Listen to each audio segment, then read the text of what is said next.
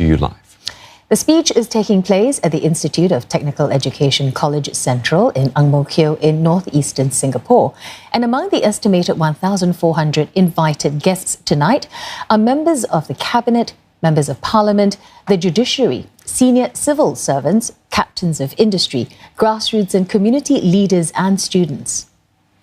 This is Mr. Lee's 16th National Day rally since taking over as Prime Minister in 2004. This year, Singapore's bicentennial year, Mr. Lee has said he will speak about how the country and its people have gone from being Singapore to Singaporean. Let's listen in.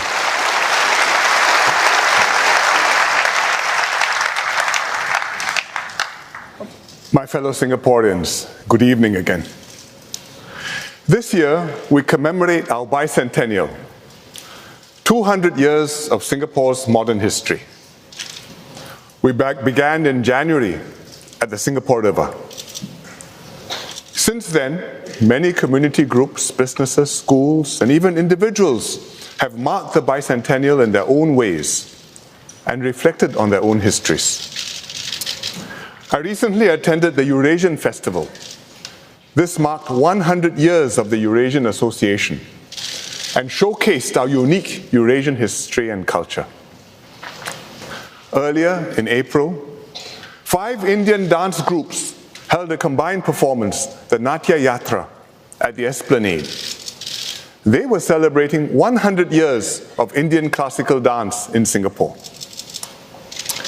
There have been many events in the heartlands too. In Teck Ghee, we organized Happily Ever After, then and now, to celebrate the diverse and changing wedding customs in Singapore. Some 90 couples, old and young, took the occasion to renew their wedding vows. You can see them. It was a meaningful and joyous event. For Jalan Kayu, former residents recreated what their kampong looked like in the good old days, including the barber chair along the 5-foot way.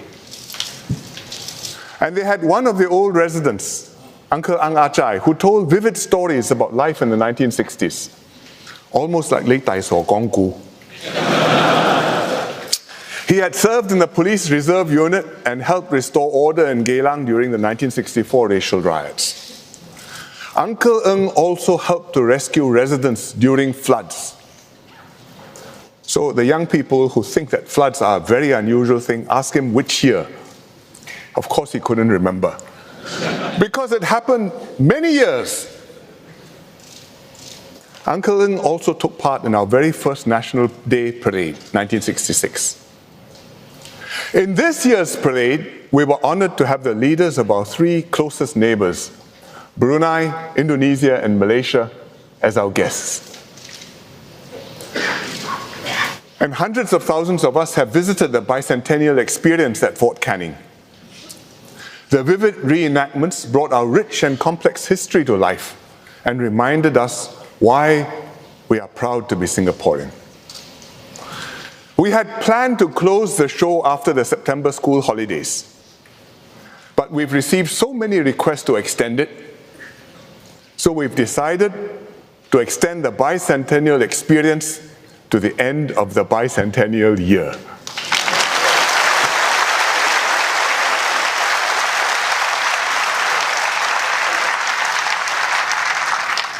And I hope you will all go and see it if you haven't done so already.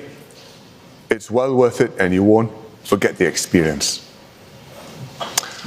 All these activities help us trace our long history and appreciate the broader context that has shaped and created modern Singapore. In our journey, we overcame many difficulties, adapted to drastic changes in our world, and blazed bold paths forward. As we look towards the future, we will need this resourcefulness and resolve more than ever. We have a full agenda.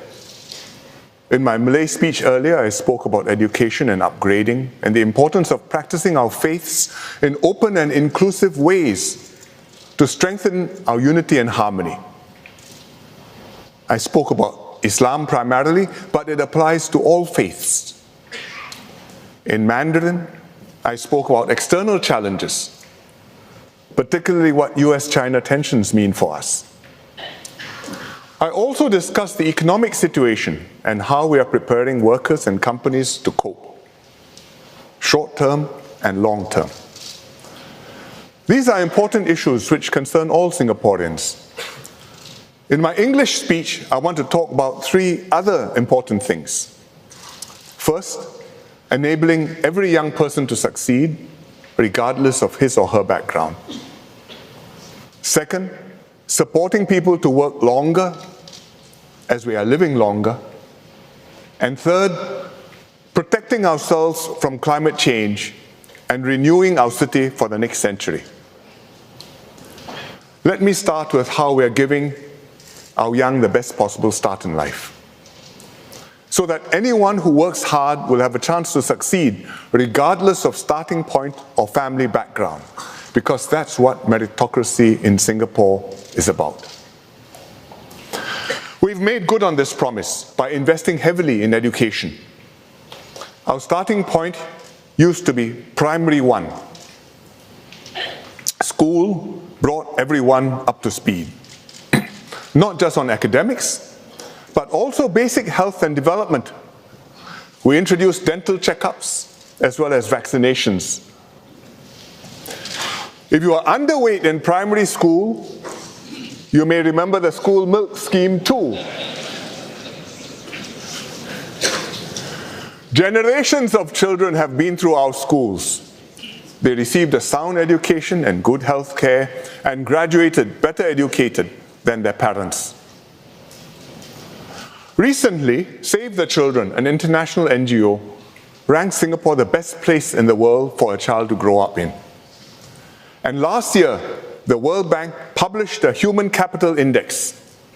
This measures the knowledge, skills, and health that a child born today can expect to attain by age 18.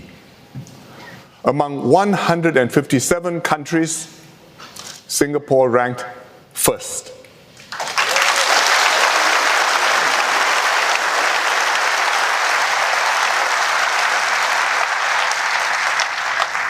So when they launched the index in Bali at the IMF World Bank conference, they invited me to go and be interviewed and share our experience in a very brief 15 minutes, not quite a National Day rally, how we made this journey.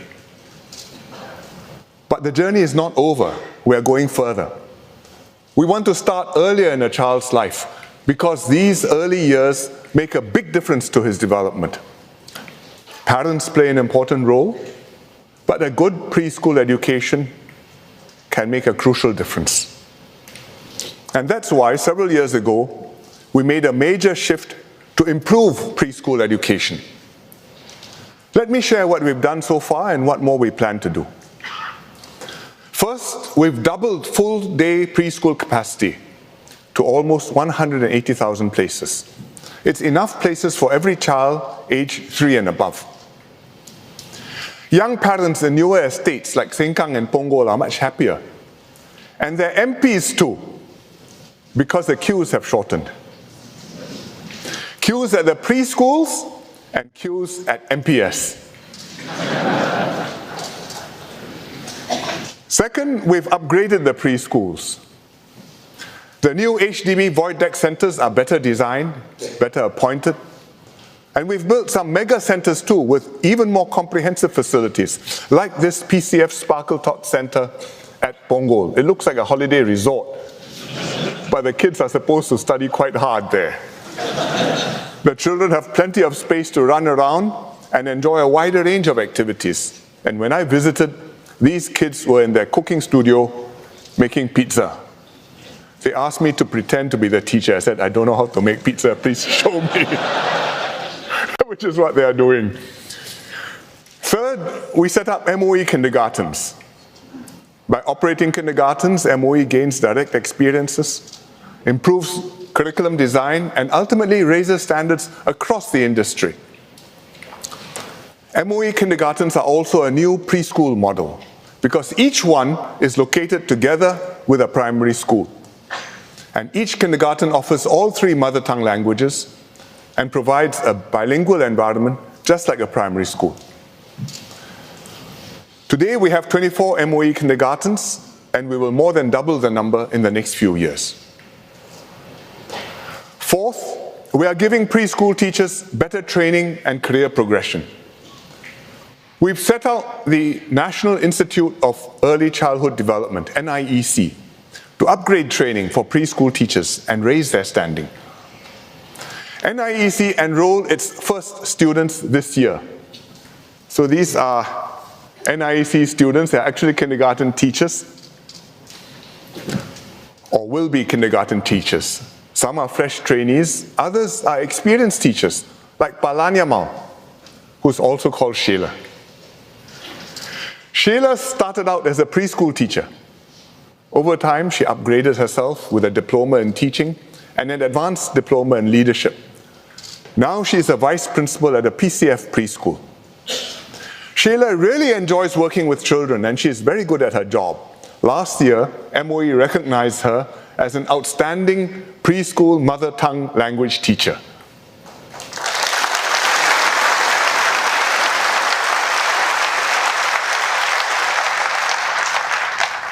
But Sheila aspires to do even better.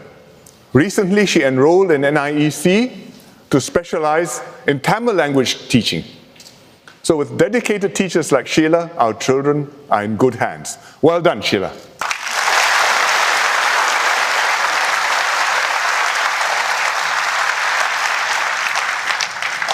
Fifth, we continue to make preschool more affordable. The government funds the anchor operators and partner operators to keep fees down.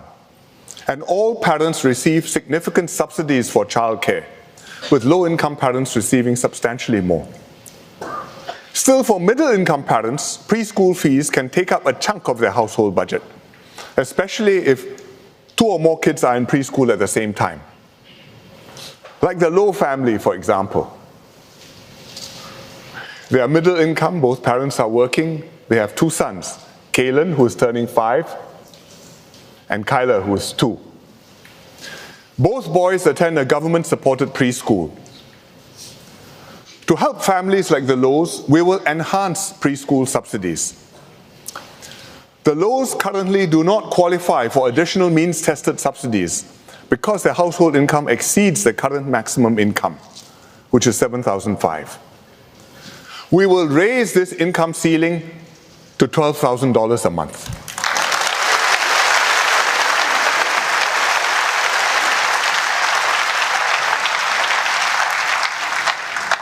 And this will extend the means-tested subsidies to 30,000 more households, including the Lows.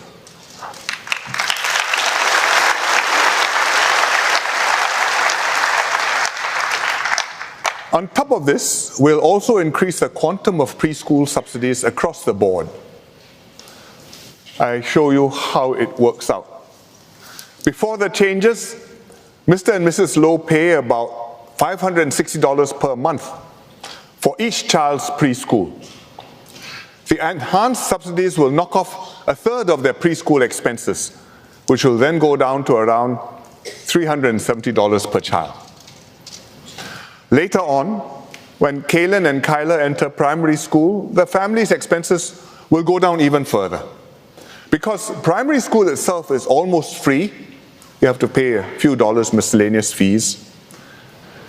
But if the boys need student care after school in the afternoons, it will cost the Lows about $300 per child. So it's even lower than the $370 which they'll be paying after the enhanced subsidies. In the medium term, we aim to bring down full-day preschool expenses to around that level, which means the cost of primary school plus after-school student care. So $370 coming down to around $300. We need a while to get there, but we are working towards that. Recently, several PAP women MPs led by SPS Sun Xueling surveyed young parents on preschool. Understandably, the parents were concerned about affordability. The MPs made an important point that preschool should be like housing and healthcare. where we have a good and affordable government-funded option for all Singaporeans. There's a private option if you want, but for many Singaporeans, in fact the majority, the government-supported funded option is high quality and more than satisfactory. I agree with them. For housing, we have HDB. For healthcare, we have the restructured hospitals. Similarly for preschool, we should have good quality, government-supported choices available to all Singaporeans. This is in fact our policy. Today, just over half of all preschool places are government-supported. Over time, we will bring this up to 80%, just like HDB. And we're putting a lot of resources towards this. Already the government spends about $1 billion a year on early childhood education. And this will more than double over the next few years. Hopefully, with all these improvements, parents will no longer think of preschool as an expensive phase of bringing up their children. The younger ministers have a few more ideas to support couples to have more kids and to keep HDB flats affordable. But I will leave these goodies to them to make the announcements later. Meanwhile, I'll be counting the number of babies born and hoping for the number to go up.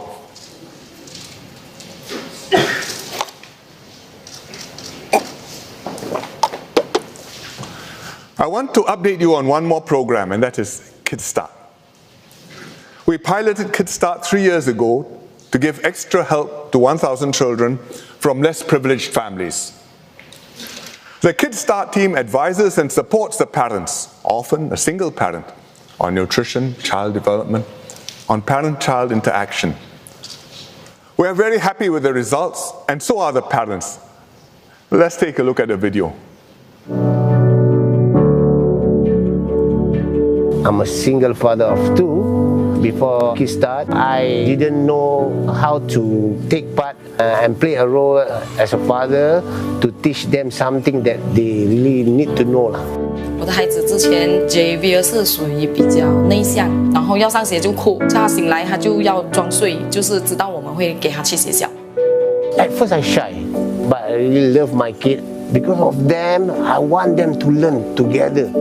KidStart taught me how to involve myself and my kids in terms of education. It's a great bonding between me and my daughter Khadijah. 从中我会认识到孩子，哇，真的不一样了。他把他的感受讲出来，他还会告诉我，妈咪，学校的饭很好吃。 My daughters learn a lot of things. There's a memory from the first day that they really can't talk at all. But today, they're the one who tell me what's right. When I go KidStart, I feel there's family members who are willing to teach me and guide me. I really look forward to be closer with them. 真的很谢谢有这种我在没有时间锻炼的时候给我这种帮助，然后所以我真的感触得到。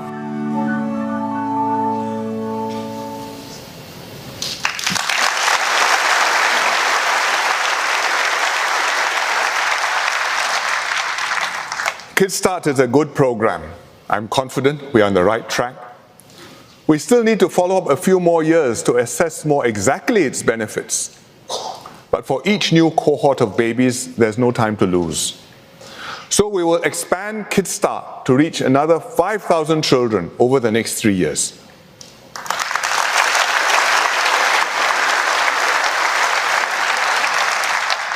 Then we'll take stock again how to expand KidStart further. The commitment to do our best for every child is deeply embedded in our education system. That's why we heavily subsidize school fees from preschool to university, poly, and ITE, so that every child can afford a good education. I recently received a letter from an NUS law student, Kwek Louis. Louis wrote about how she felt a sense of inferiority when she was growing up, because many of her classmates came from better off families. And let me read from her letter. She said, as she grew older, she realized that this was an extremely misplaced sense of shame. My parents had done nothing wrong. They'd supported me throughout my life and gave me the best they could. A few years before Louis entered NUS, her family ran into difficulty. Louis worried about becoming a burden on her family. She already had one sibling in university and another about to start. And even after she started her law course, financial concerns were frequently on her mind, buying books, a laptop, school trips, and other activities. But she applied for and received a bursary, which significantly eased her financial worries. MOE has done a comprehensive review of tertiary fees and bursaries. First, MOE looked at whether our universities can operate more economically. Two of them, the Singapore Institute of Technology, SIT, and the Singapore University of Social Sciences, SUSS, are more applied and do more industry attachments and internships. Their operating cost per student can be lower, especially as student intakes grow. So, MOE will lower the annual fees for the full-time general degree programs in SIT and SUSS from around $8,000 now to $7,500. Second, MOE will significantly enhance government bursaries. For university courses, we will increase government bursaries from up to 50% of general degree fees today to up to 75%. Let me show you on a chart. For a general degree program in NUS, like economics or computer science, full fees are about $8,000 a year. Currently, a lower income student would pay around half that, $4,000 a year, if he uses his bursary fully to his fees. With the enhanced bursary, he'll pay only $2,000 per year.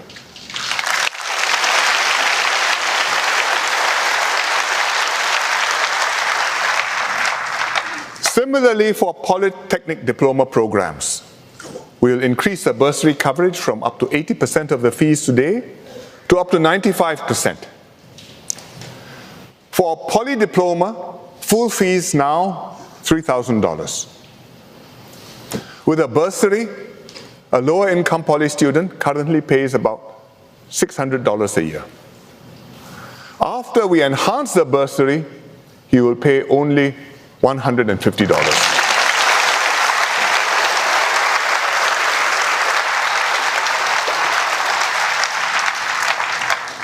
I have given examples of lower income students. Actually, 6 in 10 of students in polys and universities are eligible for government bursaries. So these enhancements will benefit many middle income students too. Students in government-funded diploma and degree programs at ITE, NAFA, and LaSalle will also be covered. I want to say something about one particular university course, and that is medicine. It's very expensive to train a medical student. Hence, medicine has the highest course fees of all the university courses. Today, after government subsidies, medical school fees are almost $29,000 a year at NUS and $35,000 a year at NTU. And these are not small amounts. We should not let the cost of medical school deter good students from studying medicine. In fact, we want doctors to have diverse educational and family backgrounds.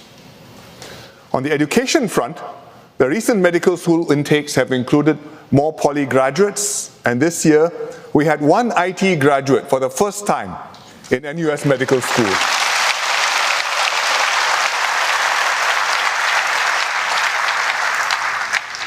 But on the socio-economic front, we should do more to encourage lower income students to do medicine.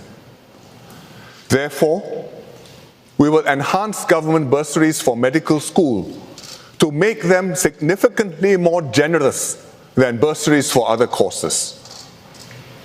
And if you add together the government bursary for medicine plus other bursaries from the university, then lower income students will now pay at most $5,000 per year to study medicine.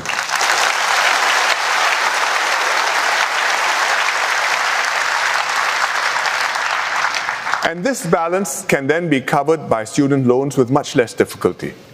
So if you're a student, you're worried about your finances, but you have an ambition to be a doctor, I say don't worry about the money, that will be taken care of.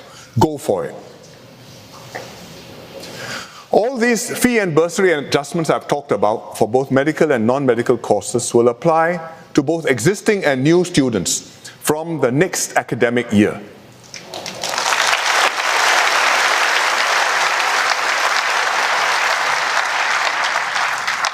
The point of these changes to fees and bursaries is not just the dollars and cents. We are determined to make our education system as accessible as possible.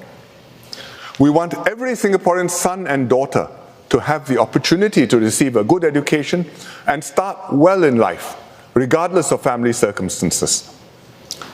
Students from less privileged backgrounds must be confident that they will get financial help if they need it to see them through their education. They should neither feel disadvantaged nor inferior, comparing themselves to better off classmates, nor should they be deterred from pursuing a course just because of money. This is fundamental to maintaining Singapore as an open meritocracy. Apart from government bursaries, our universities, polys and ITE also raise funds to create their own bursaries. And these bursaries often have names associated with them, like the E.W. Barker Bursary in NUS, named after our founding law minister, or the Class of 1995 Term Bursary in NTU. The Class of 1995, that means the class which graduated in 1995, must have come together, raised some money, endowed a bursary, remind the next generation, when it comes to your turn, go thou and do likewise. And this personalizes the bursary award. The recipient is grateful to the donor is happy to have done a good deed, and both donor and recipient honor the person after whom the bursary is named. And in time, hopefully, the recipient will make good, remember, and be moved to pay it forward. Louis, the NUS student who wrote to me, received such a bursary. Hers was a Kwa Gyok Chu bursary, which the NUS Law School had established in my mother's name. So she wrote to me, I think because I was one of those who contributed to the bursary fund, and she wrote in her letter, "Thank you for opening my eyes to the compassion and generosity of our society, for being the helping hand and for setting my mind at ease. This is a kindness that will stay with me through my life, and I hope to be able to do my part and help others in similar positions in the future." Thank you, Louis. We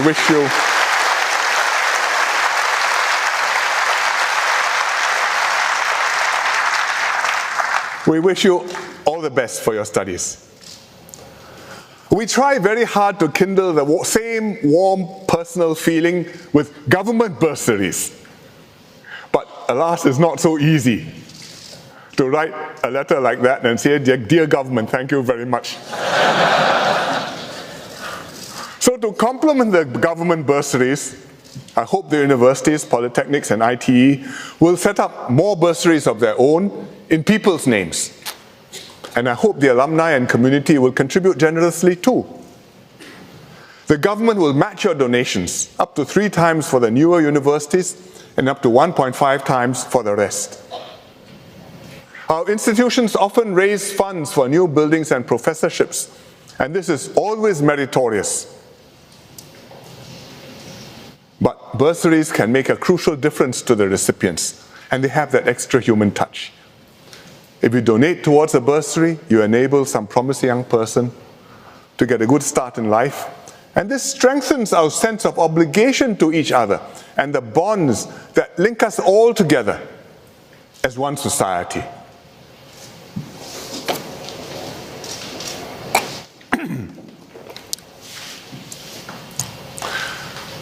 Our education system gives young Singaporeans a head start when they enter the job market, but our support doesn't end there.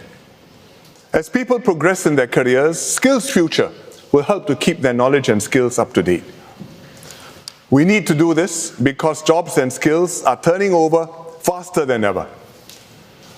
And we also need to keep on reskilling ourselves for another reason. Singaporeans are living longer and mostly also want to work longer.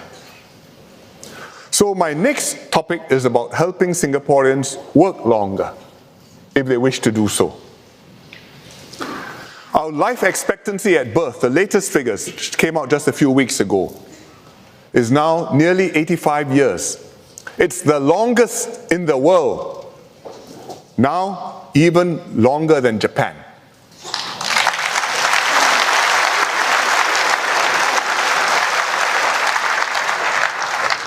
And this means about half of us can expect to live longer than 85. And we all know many people who are older than 85. Quite a few turned up for my National Day observance ceremony at Teck Ghee, including this sprightly lady, Madam Liang Juat Eng. And she is 102.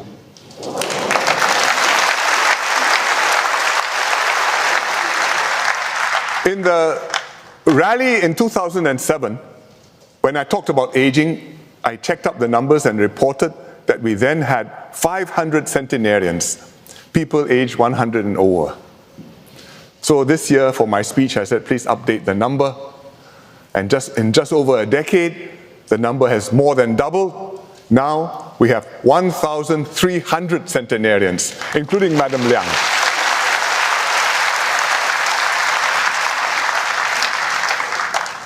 That means every MP has about 14 of them. Should look them up. And I hope some of them are watching my speech on TV. The good news is that Singaporeans stay healthy for longer too, protected by MediShield Life. Most seniors, in fact, don't want to stop working. We're healthy for longer, we live longer, but we don't want to spend more years idle in retirement. We want to stay active, engaged, feel a sense of worth and purpose. Zumba and more things. Also, many of us want to build up bigger nest eggs for when we eventually retire. Therefore, many of us have multiple careers in a lifetime. Enabling seniors to continue working productively takes a joint effort.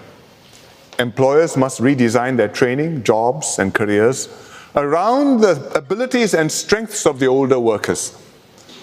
The older workers may not be as strong or quick as their younger colleagues, but actually this is not a problem in many jobs, where we can redesign the job or we can use technology. And this way, employers can continue to tap on the skills, knowledge, and experience of our older workers. Employees, on their part, must adopt the right mindset. We must be ready to adapt, learn new things, and take on different responsibilities. We cannot just be satisfied doing our old jobs well, because many jobs will change, and some jobs will disappear. Shorthand typists and telephone switchboard operators do not exist anymore. Reskilling ourselves must start early, even when we are in our 40s and 50s, if not even earlier. But 40s and 50s, you're not quite so young anymore, not yet old, and you have to pay attention. Because if you do it then you will have useful skills which will be valuable, we hope, as you near retirement age, and you can keep improving even in our 60s. Of course, the government will fully support employers and employees in this endeavor. I visited Workforce Singapore's Careers Connect Center in January. There I met Naharia Muhammad Noor. She used to be a bank teller.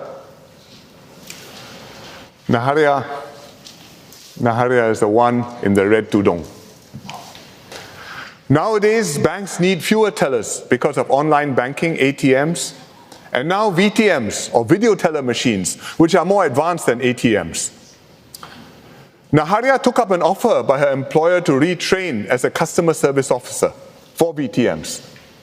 She doesn't stand around at the VTMs, she's sitting at a console in an ops room, monitoring multiple VTMs. So when customers have problems with a VTM, they press the help button on the machine and Naharia's face pops up. on the screen. And she advises customers what to do. And she told me usually the first question she asks is, "Are you real or are you AI?" So she smiles and she goes, no, I'm real. And the customers may be a bit doubtful at first because the AI can be very good, but very soon they can tell she has the human touch. As a result, Naharia is doing a new job, serves more customers than she used to, and can be productive and employable for many more years. Well done, Naharia.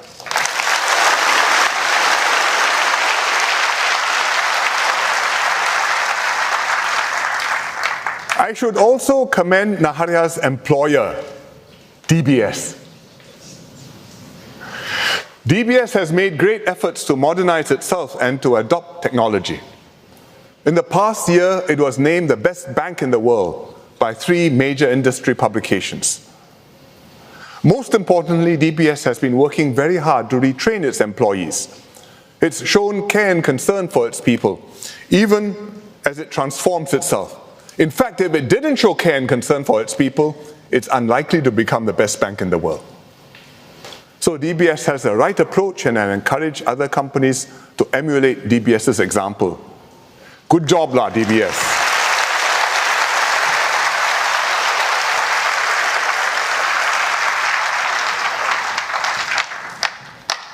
It's not just big companies that can retrain and upgrade workers. So can SMEs. This is Chan Ban Kiong. He's 64, much older than Naharia. Ban Kiong has been in the marine industry for over 30 years. He works for Mencast Marine, which makes and repairs ship propellers. He used to make the ship propellers by hand. First, he crafts a mold out of sand to create a prototype propeller. Then he uses this aluminum prototype to make a second mold. Finally, he casts the bronze propeller itself. It's hard work, and it requires experience and skill. Mencast decided to increase productivity by using 3D printers to manufacture the propeller prototypes. But they still value the experienced eye of their older workers to ensure the quality of the work. So they are training Ban Kiong and 8 colleagues to operate their 3D printers. And all of them are over 60. Now their work will become safer and easier, and the production time will be faster by a third. So it's win-win-win for the workers, the company, and customers too. And that's the way it should be. Well done, Mencast and Ban Kiong.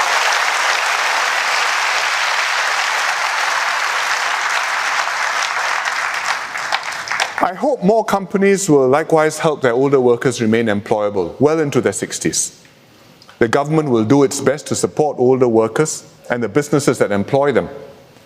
Last year, the Ministry of Manpower, MOM, set up a tripartite work group on older workers to study the issue. I met the work group members last month for lunch. They told me they had had intense discussions. Even at lunch, the discussions were quite intense. Why? The older workers wanted to be certain of continued employment for longer. When can I retire later? Can I be re-employed longer? Can I be re-employed more years at a time? But employers were worried about business costs and the uncertain economic outlook. And they said, I support you, I understand your aspirations, but I need more flexibility. Because I don't know what will happen. And if I go broke, your job's gone too. In the end, the work group reached consensus. They made 4 key recommendations. First, to raise the retirement age from 62 today to 65.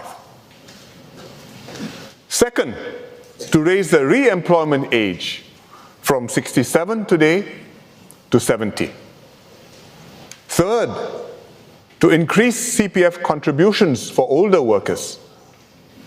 And fourth, to achieve all this in gradual steps by about 2030. I think these are sensible recommendations. The government accepts them in full.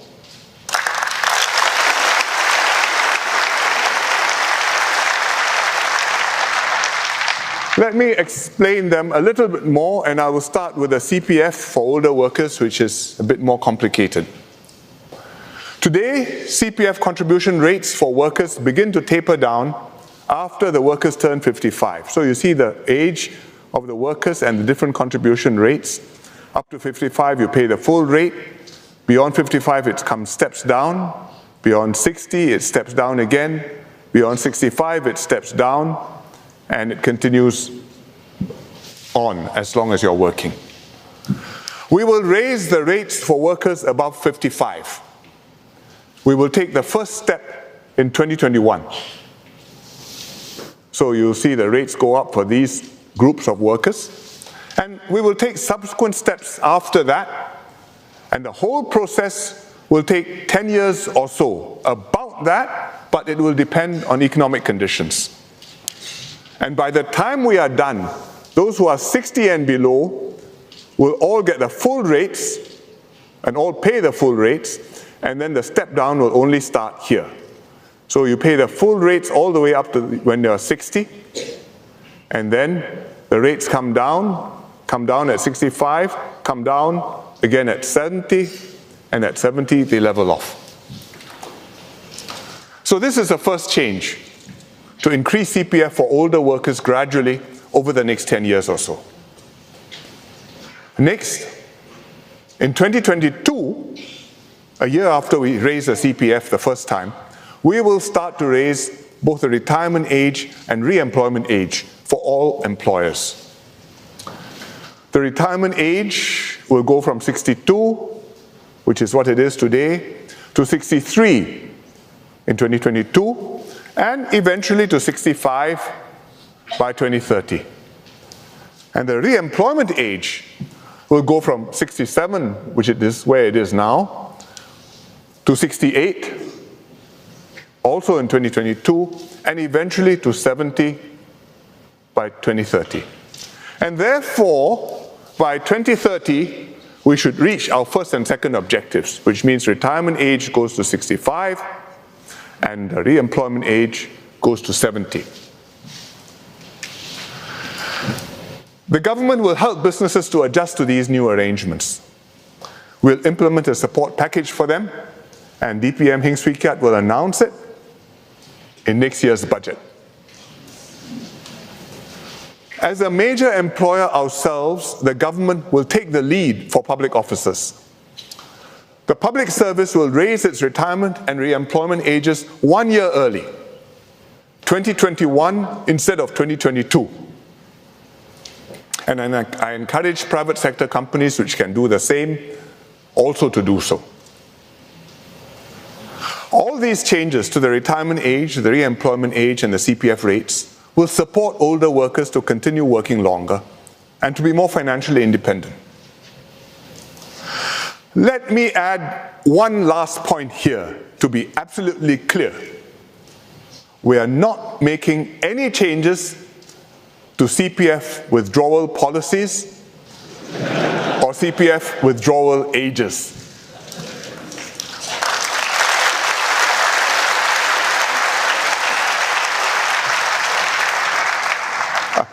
Let me say that once again in case you didn't take it down. We are not making any changes to CPF withdrawal policies or to CPF withdrawal ages. You can still take out some money at age 55, and you can still start your CPF payouts from age 65. All this remains exactly the same. And if you hear anybody tell you something different, please ignore him or her.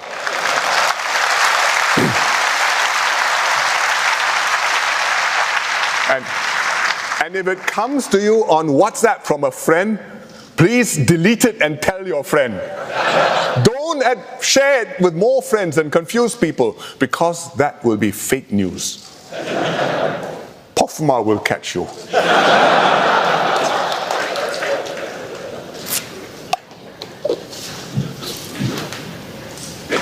Next, let me talk about renewing our city and our home for the next century. I will start with climate change. Climate change may seem abstract and distant for many of us, but it is one of the gravest challenges facing humankind. Our young people instinctively appreciate the seriousness of the issue. When the National Youth Council recently asked young people what their vision was for Singapore's future, many spoke about the environment. Let's hear from them.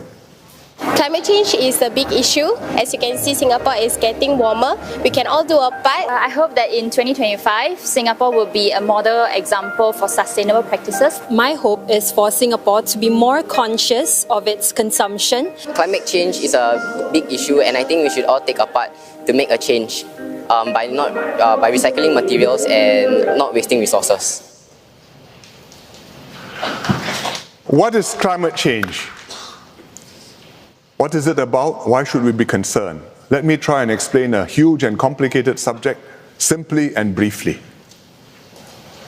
Human activity is pumping more and more carbon dioxide into the atmosphere. We produce CO2 when we drive a car or take a plane or run a manufacturing plant or use electrical appliances at home, because nearly all our electricity is generated from natural gas, which is a fossil fuel.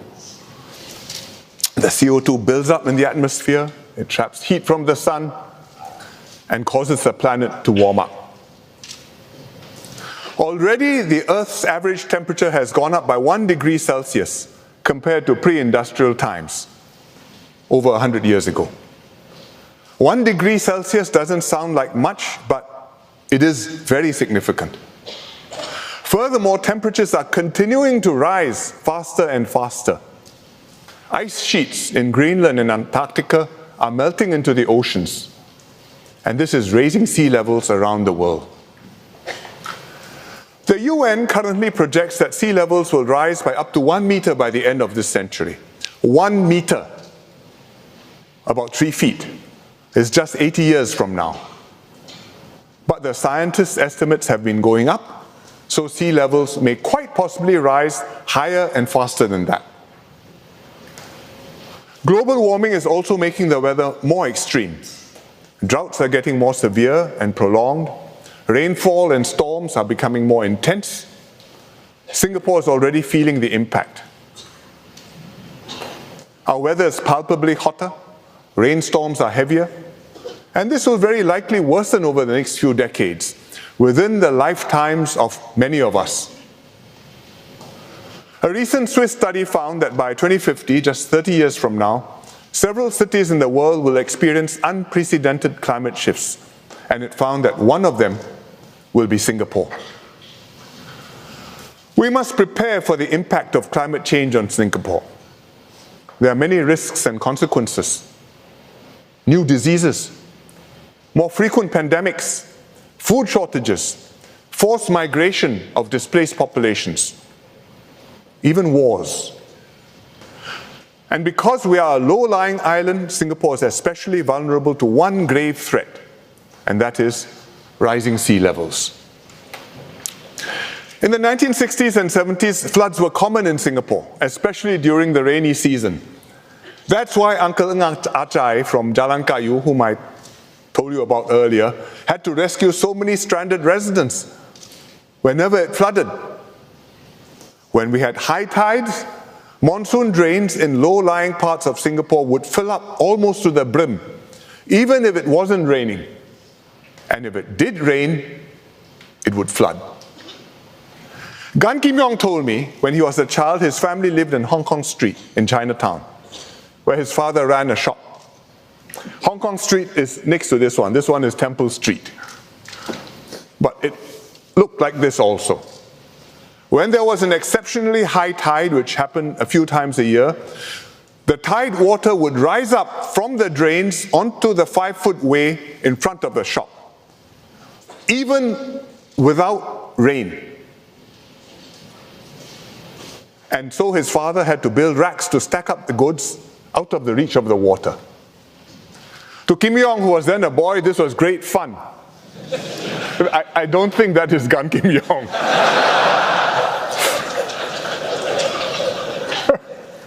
But actually, it was a serious matter.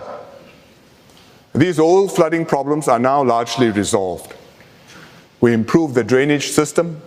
We required buildings to be built on higher platforms at least 3 meters above the mean sea level. 3 meters sounds a lot because a person, most of us are less than 2 meters tall. But 3 meters isn't actually that high because at high tide, the water can go up 2 meters above the mean sea level. And that leaves only 1 meter buffer to cope with other factors. For example, heavy rain. So if it rains, it fills up a little bit and you're still okay. And the water has somewhere to go. So because of this 1 meter buffer, we've managed to deal with our flooding problems thus far. But with global warming, if sea levels rise by 1 meter, our buffer is gone. Because when it's high tide, 2 meters above that, you're already water reaching the 5-foot way. We will have no more buffer. And if heavy rain coincides with a high tide, the water will have nowhere to go. And we will literally be in deep water.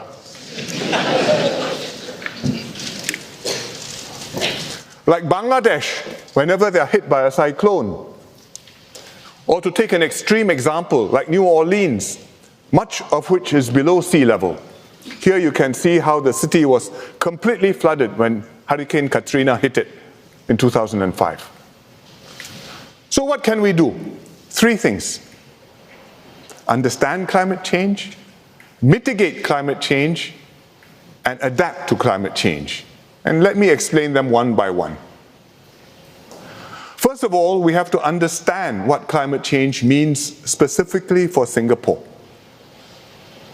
Is it hot weather, cold weather, hot weather, extreme weather, drought, intense rain, water levels, sea levels, and therefore what do we do?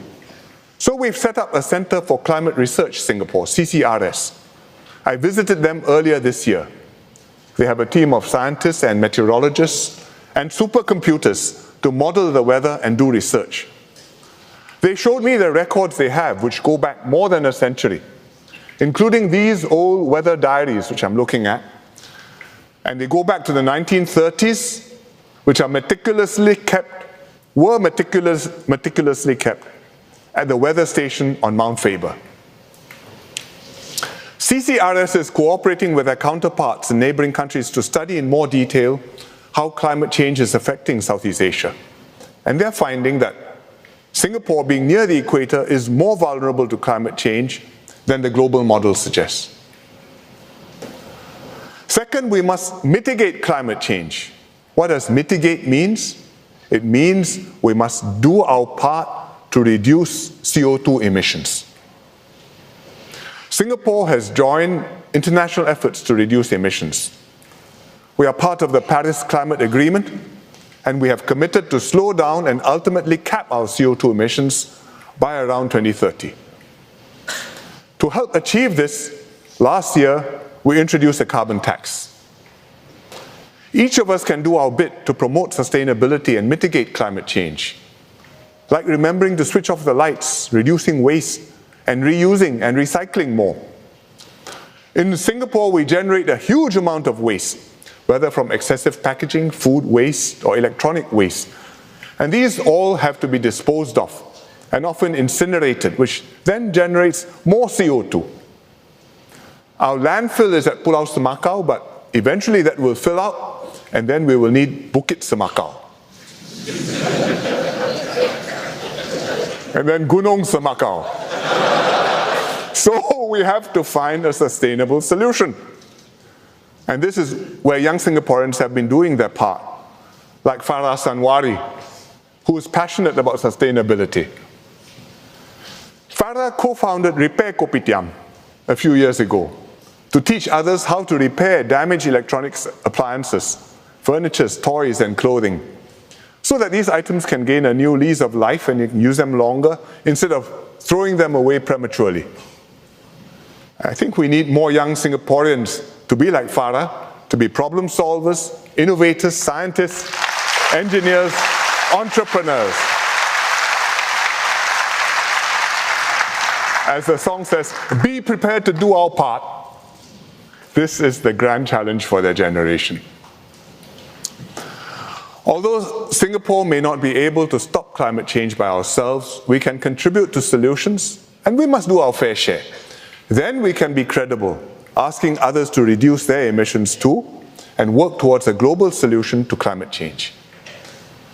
But unfortunately, such a global solution is still very far off. So we must work for the best, but be prepared for the worst. Therefore, the third thing we must do is adapt to climate change, and especially rising sea levels. We will need local measures to protect individual buildings and developments, and we've been doing this. For example, we've built MRT stations with elevated entrances. When you enter an MRT station, you need to climb up a few steps before you go down the escalator. And this is flood protection for our MRT system. And if we need to raise the steps higher, well, we will do that one day. We also require new developments to be built on higher platforms. Instead of building 3 meters above mean sea level like before, they must now be at least 4 meters above mean sea level.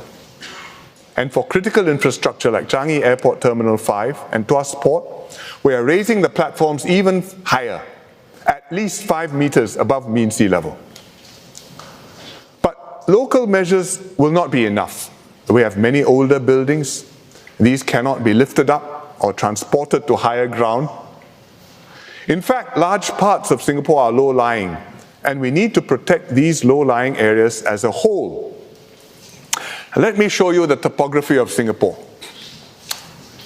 This is a map of Singapore showing the heights. The light green is the lowest parts, the dark green a little bit higher, the beige are the hills, and the dark brown are our mountains.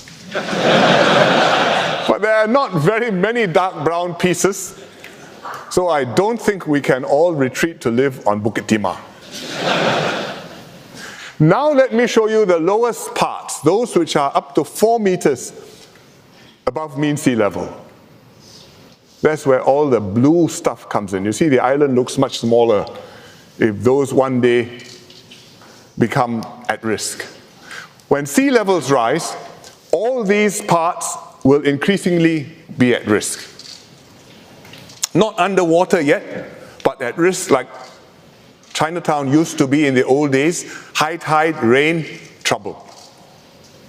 And if you look carefully, there's a long stretch along the east coast to the city, and zoom in a little bit, you might be able to see where your house is. So, not only will property values be affected, but safety and livability also. And it won't just be if your house is in the pink area you're in trouble, but the whole city, because the roads and the trains run through the low-lying areas. Hospitals, schools, workplaces, all there. We can't lose a big chunk of our city and expect the rest of Singapore to carry on as usual. Therefore, beyond localized measures, we need to protect entire areas. And the way to do that is to build coastal defenses. We've studied our whole coastline in detail, and we've divided it into different segments. Some are more vulnerable than others, and we need different strategies to protect each of them. And we will have to prioritize the work, starting with the more critical segments, and in particular, East Coast City, or City East Coast, and also Jurong Island. I will talk about City East Coast, which is a long stretch comprising the city area and then the eastern coastline. Let's look at the city area first. We built the Marina Reservoir and Marina Barrage to protect the city area from flooding. Many of us enjoy visiting the Marina Barrage to picnic and fly kites on the top of the pump house, especially if we have little kids. But PUB did not build the pump house for kite flying. Its real purpose is to house 7 giant pumps. That's why it's so tall. When it rains heavily during high tide, these pumps pump water out of Marina Reservoir into the sea, so that rain falling in the city area can then drain into Marina Reservoir. When sea levels rise, one pump house will not be enough. We will need to build a second pump house on the opposite end of the barrage, and PUB has planned for this. So that's the city. For the eastern coastline, we'll need possibly other solutions. We've looked at other countries for inspiration. In particular, we studied the Netherlands. The word Netherlands itself means low-lying lands. Nether, low-lying lands. And half of the Netherlands is at most 1 meter above sea level. In fact, 1/4 of the land is actually below sea level, what the Dutch call polders. And polders is land, this is one of them, that the Dutch have reclaimed from the sea. They first build a seawall in the sea, in the water, then enclose an area, then you pump out the water behind the seawall and you create dry land. And that dry land can be lower than sea level. And then you have to keep on pumping water out. The Dutch are famous for their windmills. But do you know why the Dutch originally built windmills? It wasn't to take tourist pictures. It was to pump water out of the polders and keep the land dry. I don't think windmills will do very well in Singapore. The only windmill we had in Singapore was Holland Village. And even that one is gone now. But polders are a serious option for us. We are building a small polder at Pulau Tekong to gain some experience operating one. This is on the northwest part of Pulau Tekong. If you come in from the north to land at Changi, you can see it. You can see we are building the seawall here, enclose the sea, and we will level off the land behind that and pump out the water, and this will be a polder. And we will use the new land for SAF training. Polders are one option to protect our eastern coastline. Because instead of just building a seawall along the coastline, you extend out with a polder, build a seawall further out. You not only protect the existing low-lying pink areas, but you extend out and create more land reclaimed from the sea, which we can use for housing and other valuable purposes. So that's one possible solution for the East Coast, to build polders along the coastline. But there are other alternatives. For example, we could reclaim a series of islands offshore, from Marina East all the way to Changi. Then we join up the islands, connect them with barrages, create a freshwater reservoir behind them, like that, which would be similar to the Marina Reservoir. And this solution will make PUB very happy because we will have another big reservoir and enhance our water resilience. Our 4 taps will become more reliable. What I showed you are just artist impressions. I prepared them for this speech to give you a sense of the possibilities. We have not done engineering drawings yet. But we will examine all the options carefully, and when the time comes, we will decide what is the best way to do it. This problem does have good engineering solutions, although they will all cost money. How much will it cost to protect ourselves against rising sea levels? My guess is probably $100 billion over 100 years, quite possibly more. If we only have 10 years to solve the problem, we won't have the time or the resources to do it. But this is because this is a 50 to 100 year problem, we can implement a 50 to 100 year solution to this problem. And in Singapore, long-term problems, we can make long-term solutions. Not everywhere, but in Singapore, yes, we can.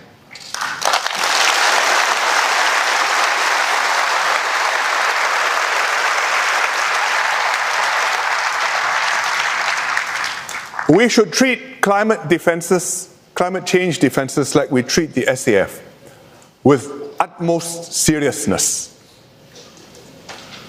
Work steadily at it, maintain a stable budget year after year, keep your eye on the target, and do it over many years and several generations.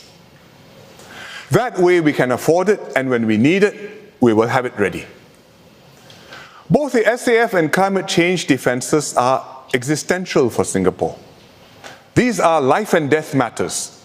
Everything else must bend at the knee to safeguard the existence of our island nation. There is one difference between the two. With the SAF, we hope never to go to war. And if you have a strong SAF, you may deter threats and avoid having to go to war. But with climate change, we know for sure sea levels will rise. And the only uncertainty is whether they rise a few decades earlier or a few decades later. Therefore, we'll implement our climate change plans progressively and keep them flexible. But we must start now and sustain the effort, as the Dutch have done over the centuries and as we have done with the SAF.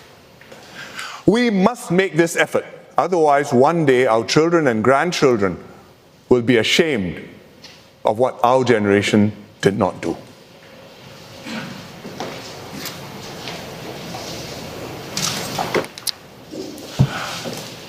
Beyond protecting ourselves from rising seas, we also have long-term plans to remake and take full advantage of our coastline. One of these plans is the Greater Southern Waterfront. I first spoke about this in the 2013 rally. Since then, we've worked out more definite ideas. And let me first sketch out the overall shape. The GSW comprises 30 kilometers of our southern coastline, from Gardens by the Bay east all the way to Pasir Panjang, and it's about 2,000 hectares of land. It's 6 times the size of Marina Bay, or in other terms, about 2 Punggol's. The GSW includes the PSA city terminals, which are at Tanjong Pagar, at Brani, and at Keppel. And they also include the Pasir Panjang terminals. By 2027, the city terminals will go to Tuas, where we are building a new port. And later on, in 2040, the Pasir Panjang terminal will also go to Tuas Port. And this will free up prime land for redevelopment. It will be an opportunity to reshape the Greater Southern Waterfront into a new place to live, work, and play. And let me start with live.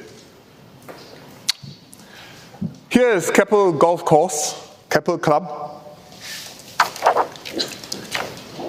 It's close to 2 MRT stations, you can see them, and also to Labrador Park down here, the nature park, nature reserve. The lease is expiring in 2 years' time, so this will be one of the first Greater Southern Waterfront developments. And there's enough land here to build 9,000 housing units. Not quite so fast, but 9,000 housing units. HDB and private housing with waterfront promenades, with greenery and open spaces. And that's just a start, because there's space and land for public and private housing elsewhere in the Greater Southern Waterfront too. And with the GSW, the size of 2 Punggol's, you get a sense of the possibilities. Think of it as Punggol by the Bay. Next, I go to work, the commercial areas. Several big companies already have offices in near Labrador Park, like Google or Cisco or Unilever. And we will develop more office space in the GSW, like this one, which is Maple Tree Business Park, which will bring in more jobs. People can work near where they live and live near where they work, and this will create life and activity during the day and at night. I take it this is at night.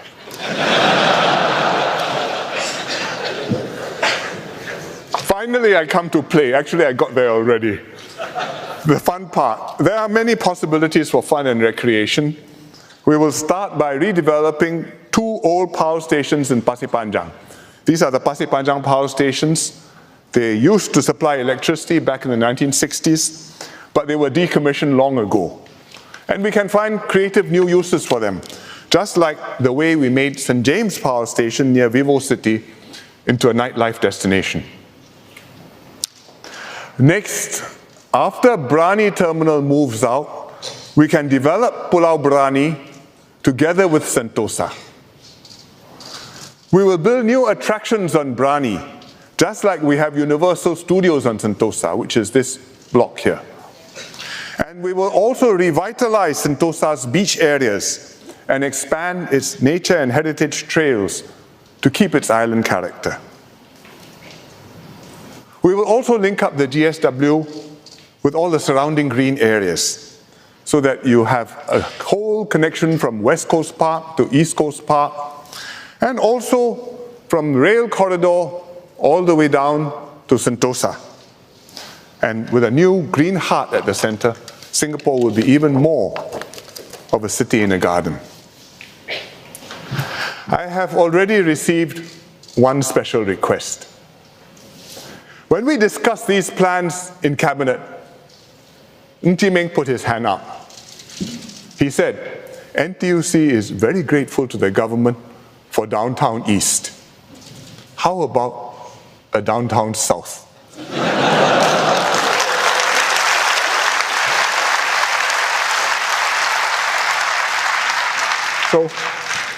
So I said, okay, we will do that. We will set aside land for the labor movement to build a resort, probably on Pulau Brani. We will make this gesture.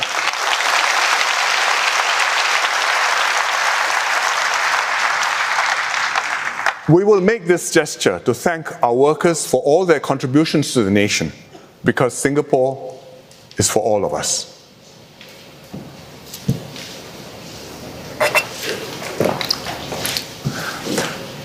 Our city today comprises multiple layers and the imprints of different eras. The Greater Southern Waterfront will add yet more layers to the city. Over the centuries, people have come to Singapore from different lands, bringing with them their identities, cultures, and beliefs, their hopes and dreams, their passions and aspirations. And slowly they wove these strands together to become Singaporeans and to build today's Singapore. And the layout and the architecture of our city reflects this richness and complexity. Faint traces of ancient Singapore survive even today.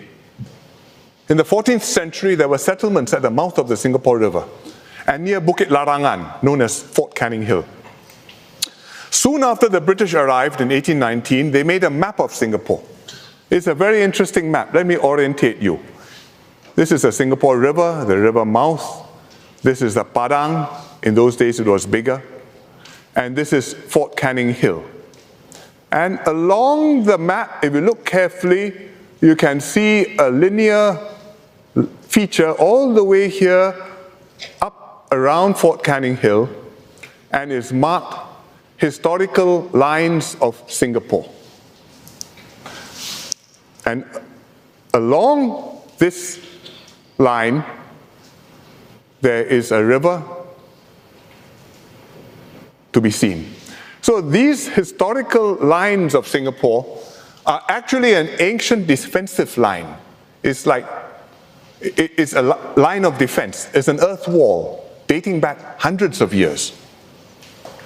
And the river which runs along the earth wall today is the Stamford Canal. So the wall itself is gone, but Stamford Road follows the line of that wall.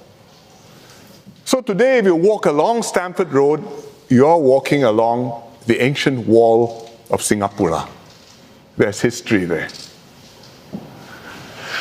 Parts of our civic district and central business district are still laid out according to the first town plan that Raffles and his team drew up 200 years ago. Many of the colonial buildings remain, often restored and repurposed. So the former Supreme Court and City Hall have become the National Gallery, Singapore. Over 2 centuries, we have built and rebuilt generations of buildings. Today, we've created a distinctive city skyline and a vibrant waterfront all around Marina Bay. When we first reclaimed Marina Bay, Marina East, Central and South, 40 years ago, they were empty, a blank slate. For some years, we left the new land fallow. Definite plans only came later, as we developed a clearer sense of what the city needed and began putting the building blocks in place. Now, a new downtown is taking shape in Marina South, anchored around the Marina Bay Financial Center and Marina Bay Sands. Marina Bay is still far from fully developed. Meanwhile, we're already looking ahead for our next major move.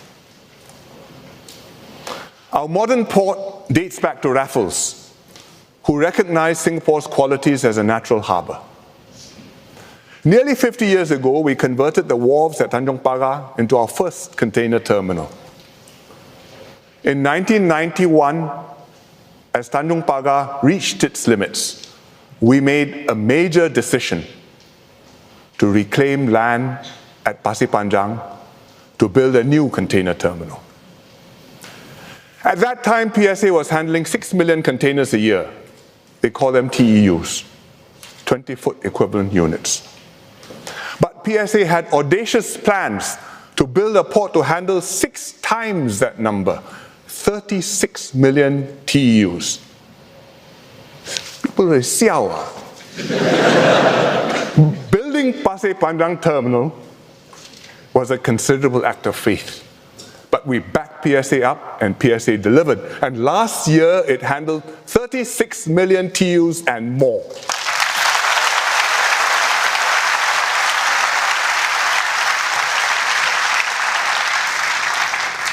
Now we are making another leap, building Tuas Port, where PSA can double its volumes. When PSA moves out of the city and Pasir Panjang terminals, these old spaces will once again be vacant. Another blank slate. And a new generation will have another opportunity to imagine and to build here some part of their vision for Singapore. I hope they'll remember to place a marker somewhere to remind themselves that PSA used to be there and that it was the same daring and ambition, the same drive for excellence and determination to prevail that made PSA a success and will make the Greater Southern Waterfront a reality.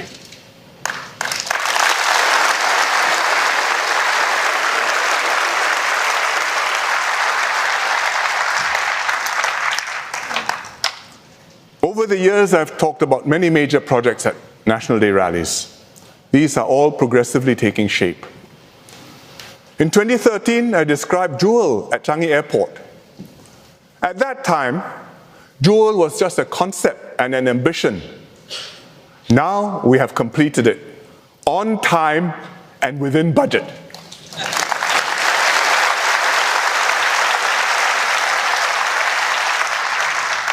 Kudos to the Changi team.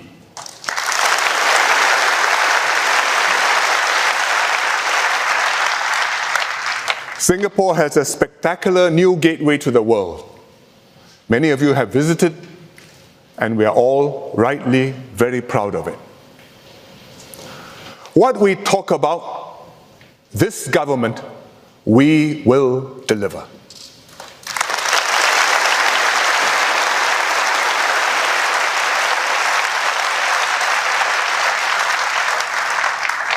In the same way, we are realizing our other ambitious plans. Punggol Digital District, Jurong Lake District, Changi Terminal 5, redevelopment of Paya Lebar Air Base, Tuas Port, and of course, the Greater Southern Waterfront. All these will not be done in a decade or even in one generation. There will be space for successive generations to fill with their hopes and dreams. Each new generation will leave their mark on our city as their predecessors have done. This bicentennial year, as we commemorate our history and progress, we also commit ourselves to improve on what we have and build a better Singapore for our children.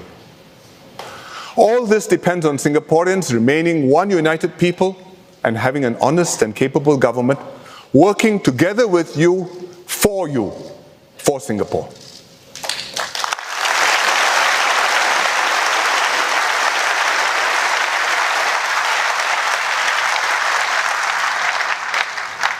The next few years will be very demanding. We have to hand over smoothly to a new generation of leaders and continue to strive to realize our ambitions. My team will work with you to build this jewel of a nation so that Singapore will always be a vibrant, thriving city where opportunities are open to all and our children and their children will have a bright future. Let us strive together to create this future. Let us unite as one nation to build tomorrow's Singapore. Thank you and good night.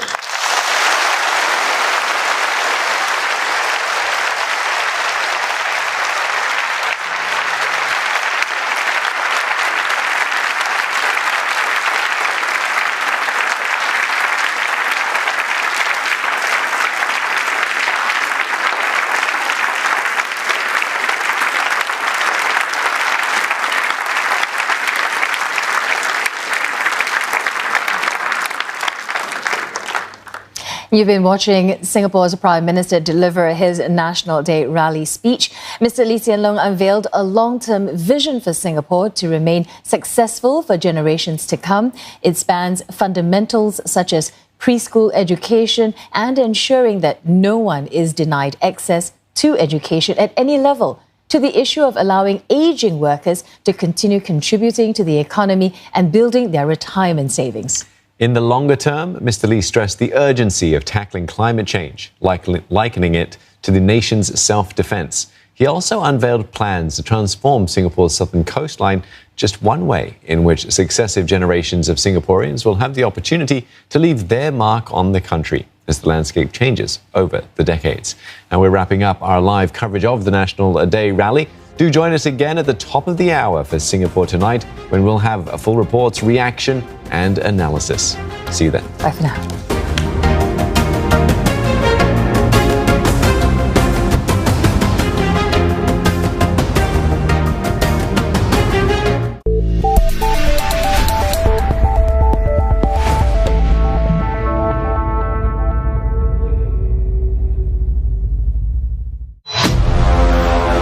What lies beneath Singapore's towering concrete jungle? Underground, Singapore will look totally different from above ground. From massive man-made caverns. Tunnel is very big. You feel like you actually lost track of where you are.